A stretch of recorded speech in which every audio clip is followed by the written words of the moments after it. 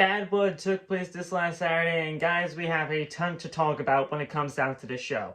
We're going to be discussing what happened at WWE Bad Blood in this full show review, but let's just take a look at what has happened over the course of the last few days. We had The Rock return to WWE, okay? We also had Goldberg show back up on WWE programming again. We had an unveiling of a new championship that is going to be defended or, figured out who the champion is going to be at WWE Crown Jewel at the start of November. And we probably saw one of the most brutal Hell in a Cell matches within the last decade. I mean, it has been an absolutely insane last few days, and we are going to get into everything that happened at Bad Blood in this full show review. But before we get into any of that, make sure you guys hit the subscribe button, turn on the bell for all notifications, and make sure you guys like the video. It really does help out, and honestly, we're just trying to continue to grow the channel together, so I appreciate everybody that has supported me along the way. Let's get right into the Bad Blood review.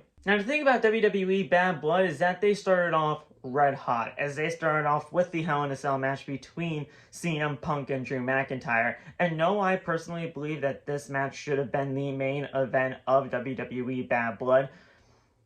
What a way to kick off the show, right? I mean, like I said in the intro, we probably saw one of the most brutal Hell in a Cell matches within the last decade. And I am being, completely honest when I say this. We saw toolboxes being used. We saw wrenches being used. We saw so much blood within this matchup here. And when I mean blood, I mean we were seeing crimson masks on both CM Punk and Drew McIntyre. And the fact was, WWE was not shy of, showing us the blood and the brutality of this Hell in a Cell match. And the storytelling that CM Punk and Drew McIntyre told within this matchup alone was incredible to see. We saw a black bag be pulled out of the ring from Drew McIntyre, and everybody and their mother, including myself, thought that it was thumbtacks, but it turned out to be friendship bracelet beads, and that calls back to the storyline of the whole friendship bracelet and how everything kind of really just boiled down to what family really means to CM Punk, and how Drew McIntyre snapped the bracelet in half and fed CM Punk those beads. CM Punk was able to get the upper hand in the end, grab a couple of beads that Drew McIntyre poured all over CM Punk, shove them in Drew McIntyre's mouth, and then hit a GTS with a chain wrapped around his knee to pick up the victory. 1, 2, 3. I absolutely loved everything about this Hell in a Cell match. Like I said, it's probably one of the most brutal Hell in a Cell matches that we have seen in the last 10 years. And to be completely honest here, the Hell in a Cell match type has been revived. CM Punk and Drew McIntyre told a love story for the Hell in a Cell structure, and it's just back, baby. It really is back. We've seen what Triple H has been trying to do over the course of this entire 10-month feud, and that is really just bring back brutality within WWE. You want blood, you're gonna see it, but in the end, it's gonna mean much more when you absolutely do see it. And we've seen what Triple H has just been really trying to bring forth in this new era, and I absolutely love what he has done throughout this entire 10-month feud. The Hell in a Cell is back, and it's really meant for blood feuds once again. I loved it. I loved every single second of it. And now we just have to figure out what is next for CM Punk and what is next for Drew McIntyre. For CM Punk, it's pretty straightforward. You can have him go after the World Heavyweight Championship and Gunther in the near future once he is actually ready to come back after such a brutal match. And Drew McIntyre, he needs some time off. He really does, because he took the brunt of a lot of brutality and pain throughout this matchup here. So much so that he missed a Claymore and hit the bottom of his back on the edge of some steel steps. It was one of the most brutal spots of the entire night, but he deserves some time off. And then once he comes back, I would really like to see him over on Friday Night SmackDown to add to that heel, the heel and face baby dynamic, when it comes down to the Friday Night SmackDown roster is really uneven at this point. So adding Drew McIntyre over to Friday Night SmackDown would be a fantastic way to get everything going, and it would add a really cool opponent to see him go up against Cody Rhodes in the near future. So I don't know if that's actually going to happen or not, but I would love to see that happen.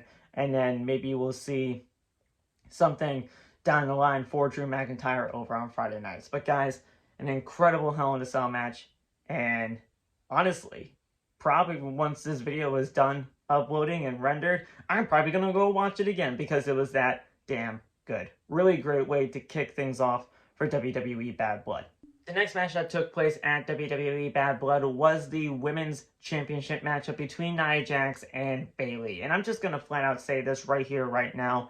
Bayley was just used as a pawn within this three-way feud to get more attention on Nia Jax, the Women's Champion, and Miss Money in the Bank and Tiffany Stratton. Tiffany Stratton made her presence known within this matchup here, and she looked like she was about to cash in.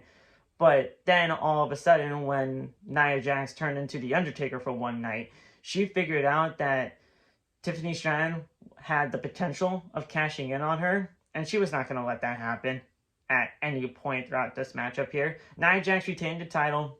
Bayley was never going to win the championship, but what this matchup was really for was to get more tension done between Tiffany Stratton and Nia Jax, and it honestly worked pretty well.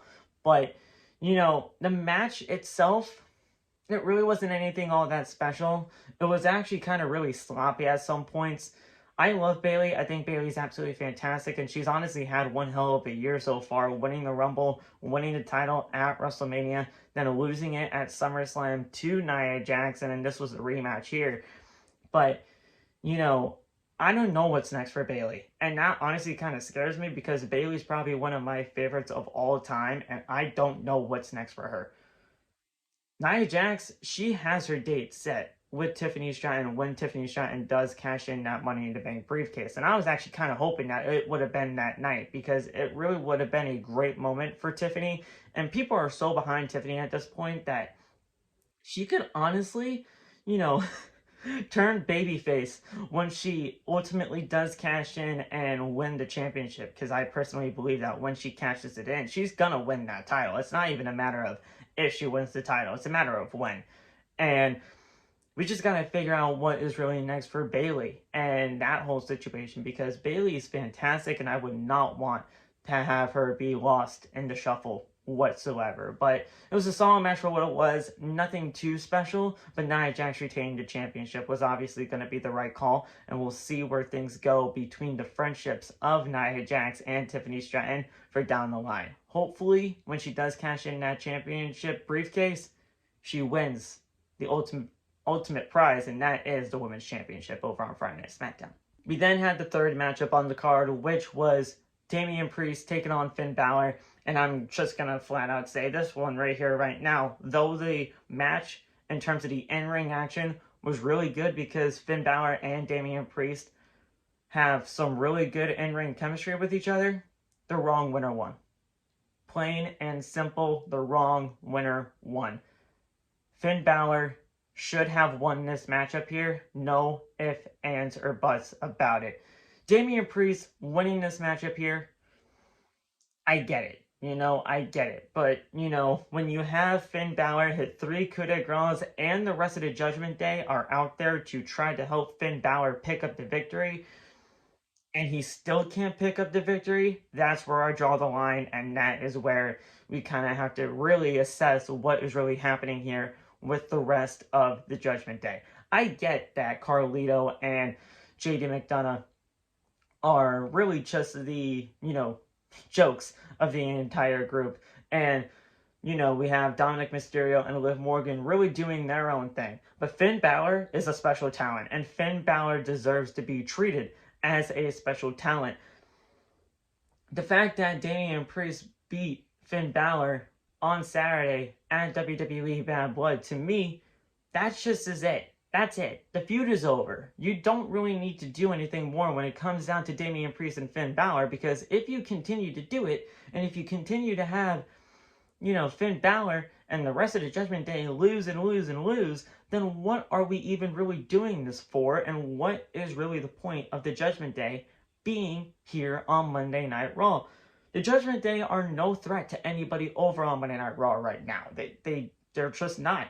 And that's a problem to me, because from what the Judgment Day started off as to what they are now, it's completely different. It's night and day different. So hopefully we get things back on track for not only Finn Balor, but for Damian Priest as well, because now that Damian Priest is hopefully done with this, maybe he can go on and do bigger and better things, and maybe Finn Balor can go on to do bigger and better things, or maybe we can get onto that path for him to do bigger and better things. I would personally love to see him in that Intercontinental title picture, truthfully, for Finn Balor. I think that would be a perfect way to, try to get things back on track for him, but that's up for WWE Creative to decide.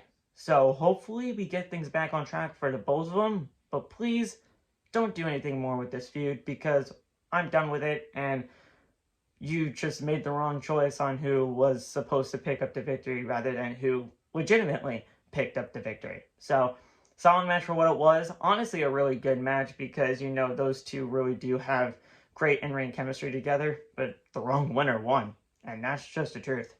The fourth match that we had on WWE Bad Blood was the Women's World Championship matchup, and here's the thing. Rhea Ripley and Liv Morgan have great in-ring chemistry. Honestly, the in-ring work was perfectly fine. The only thing that was messed up about this entire match was the finish. It was the finish. Dominic Mysterio really did add a lot to this matchup by being locked inside that shark cage, which was suspended above the aisleway and not above the ring, because, obviously the Hell in a Cell was suspended above the ring. But yeah, Dominic Mysterio did his job very well by being in that shark cage. And it really did allow, Rhea Ripley and Liv Morgan to do their thing as rivals, and, really just focus in on them specifically. And I loved what they did in that ring, but that finish was just really bad, and it left a bad taste in everybody's mouth, not only in the arena, but everybody watching at home. And I think what the finish was supposed to be was Dominic Mysterio falling out of the cage, which was a scary spot, by the way. I thought he was done for when that happened. He was supposed to fall out of the cage. The referee was supposed to go there with the rest of the crew to try to figure out what the hell Dominic was doing by trying to get out of the cage in the first place. Then Raquel Rodriguez would have been in the ring with Rhea Ripley. Raquel would have attacked Rhea with the Tejana Bomb, and then get on out of there. After the fact that she dragged Liv Morgan over on top of Rhea Ripley, and then the referee would have probably figured out, wait a minute, I'm actually in a matchup here, sees Liv, pinning Rhea, and then 1, 2, 3, the match is over. Either Raquel Rodriguez came out too early, or the referee just did not really know the finish, and it's just a matter of what really happened in the grand scheme of things. The fact of the matter is, something was messed up, and the referee saw everything happen when it came down to the attack, thus making it a DQ finish, and now we have to figure out what the heck is really going on here.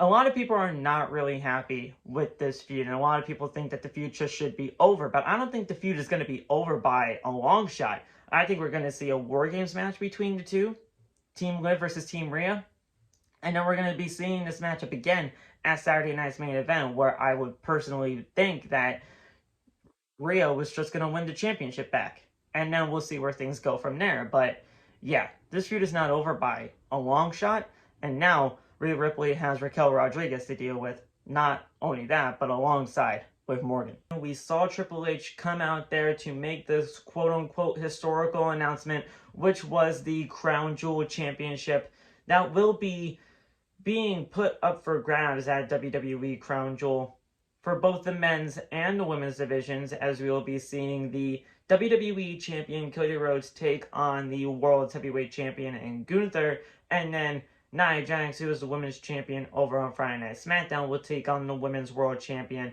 who is Liv Morgan. And this entire segment was met with a ton of hate by WWE fans, not only just on my timeline, but really just in the arena itself. Nobody asked for this. Nobody asked for this, and I understand that, you know, honestly, to me, I think this is just really Saudi's fault. I really do. I don't even think that this is Triple H's idea or anything like that. Saudi Arabia and their government wanted something specifically for them, and they said, hey, make a championship for us. And that's exactly what they did. Now, this is going to be happening every year for the next maybe 6 to 7 years, because that's the rest of their partnership with Saudi Arabia for WWE. And we're going to be seeing Raw versus SmackDown matches at Crown Jewel for the near future. And maybe, you know, this could be expanded upon, but I don't know, man. I think this championship is honestly just worthless, because when you have this championship only really being up for grabs for one night, there's just nothing to really say at this point. It's only going to mean anything for one night, right? So it's kind of like that whole Greatest Royal Rumble championship that Braun Strowman won a number of years ago. I mean, he won the Greatest Royal Rumble, won that championship, and then what happened, right? We never saw that championship again. So I don't know. This was just really, really strange. Goldberg showed up all of a sudden when, you know, Gunther was coming out there, as he addressed Goldberg and his family, who was at ringside in the crowd, and said, hey, remember when I told everybody in the world that you're my favorite wrestler? Nah, that's not true. And then he said something about Gage, which got Goldberg hopped the barricade, and then, you know, they tried to fight it out or whatever. Obviously, that did not happen. I think WWE is trying to set up a match between Gunther and Goldberg at some point, which I highly do not want to see. And, you know, we're just going to have to figure out where everything goes from there. But, you know, I'm not even mad at the Gunther versus Cody Rhodes match. I think that matchup is absolutely going to be fantastic when that happens. But for this, I think we could have done a lot better. But we'll see where things go. We'll see if it can be expanded upon. And then once everything is all said and done, we'll see who the champion of all champion is, and see who's going to be the first ever Crown Jewel champion. But after the Women's World Championship match was all said and done, it was time for the main event. It was the tag team matchup between Roman Reigns and Cody Rhodes, take on the Bloodline, Solo Sikoa, and Jacob Fatu. And first of all, I have to say this. I felt like it was WrestleMania all of a sudden again, because we saw after the Women's World Championship match was all said and done, I thought it was WrestleMania again, because it was time for the main event of Roman Reigns teaming with Cody Rhodes to take on the Bloodlines, Solo Sikoa, and Jacob Fatu. And the reason why I thought it was WrestleMania again was because of the entrances that Cody Rhodes and Roman Reigns had for this matchup here. I mean, we saw a band play out Cody Rhodes to the ring, and honestly, I'm just going to be completely honest, I did not even realize that they were playing Cody Rhodes' theme song until they hit the whoa in his entrance, and it was bad. And then the audio crew played Cody Rhodes' theme song twice, so that was just completely messed up. And then Roman Reigns also had a choir of some sort, you know, play him to the ring, and his entrance was top notch. I mean, Roman Reigns' entrance, the fact that he was the last person to also enter the arena that night, you can literally tell who WWE still sees as their number one guy, and that is Roman Reigns. Roman Reigns is number 1A, and Cody Rhodes is number 1B, and you can just completely see that. And I know that, you know, the fact that Cody Rhodes came out first is just a really nitpicky type deal, but when a lot of people notice that, that's a problem. And I feel like as the WWE Undisputed Champion, he should be treated as the most important guy there, because he has the most important championship in your company's history. That being said, tag match happened, and it was your typical Roman Reigns / Bloodline slow-paced type matchup here. The last 10 minutes, though, man, was it red hot. Jacob Fatu was, to me, easily the MVP of this entire matchup. He looked fantastic. Roman Reigns looked incredible for his first matchup back since WrestleMania. Cody is doing incredible things, as he always does, and so is Sikoa. For as many people that don't like him, he's done some pretty good stuff as of late, and he should get his flowers just as much as anybody else does within that tag team match. Jimmy Uso returned, which is absolutely fantastic. We all knew that Jimmy Uso would have to come back eventually, and he came back here in this tag team matchup to help Roman and Cody pick up the victory by taking out both Tama Tonga and Tonga Loa. So that was absolutely fantastic there. And then once it was all said and done, we saw Cody Rhodes jump from the ring post through a table, the announce table, to take Jacob Fatu out of commission. And then Roman Reigns picked up the victory by pinning Solo Sikoa to pick up the victory in this tag team main event. After everything was all said and done, Cody Rhodes is being beaten down 4-on-1 by the Bloodline. Jimmy Uso says, hey, look, I'm with you, but you also promised Cody Rhodes that you would have his back. Roman said that was a one-time deal. He hesitated a lot, but in the end, he ultimately did come down to save Cody Rhodes along with Jimmy Uso. And yeah, they stood up top and they stood tall at the end of the night until The Rock showed up. The Rock was already in Georgia, and a lot of people were speculating that since he was in Georgia, I should say, he was going to appear at WWE Bad Blood. And he ultimately did just that. It wasn't really anything, too groundbreaking. I mean, the groundbreaking thing was that The Rock was there. What he did, though, was he made a gesture of 1, 2, 3, and then he slit his throat, which, ultimately signifies that you're dead. And what I am basically, insinuating this as is that now The Rock has 3 new targets on his agenda: Roman Reigns, Cody Rhodes, and Jimmy Uso. And I even saw some fan footage in, on the Twitter timeline, I should say, that when Solo Sikoa was in the crowd once everything was, just happening, he said, all a part of the plan. So, what is all a part of the plan? Did you know that The Rock was showing up? Did you know that everything was about to happen in the way that it did? Is The Rock really going to be this new leader of the Bloodline?